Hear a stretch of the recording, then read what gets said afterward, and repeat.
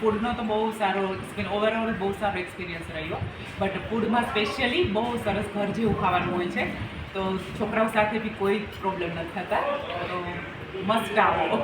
Thank you. તમારું શું કહેવાનું? બહુ સારું.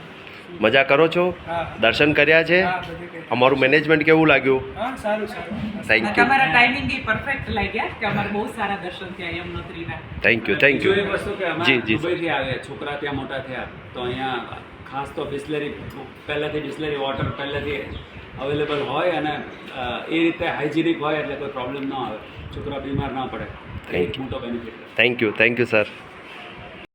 Congratulation sir. આપણે જે સૌથી અઘરું ધામ કહેવાય યમનોત્રી ધામ સરખી રીતે પૂરું કર્યું વગર કંઈ અગવડે. હજી સુધી તમારી આ જે યાત્રા છે કેવી જાય છે હિના જોડે, જેમાં ફૂડ થઈ ગયું, આપણું વ્હીકલ્સ છે, પછી આપણું મેનેજમેન્ટ બધું? જી સર. હાજી, તો હિનાની ટૂર બહુ સારી રહી અને આ અમારી ત્રીજી ટૂર છે. પહેલાં અમે હિમાચલ ગયા હતા, પછી કાશ્મીર ગયા અને આ ત્રીજી ટૂર છે. અને ખરેખર સર્વિસથી માંડીને ફૂડથી માંડીને બધું જ સારું છે. કોઈ અમારું મેનેજમેન્ટ કેવું છે સર?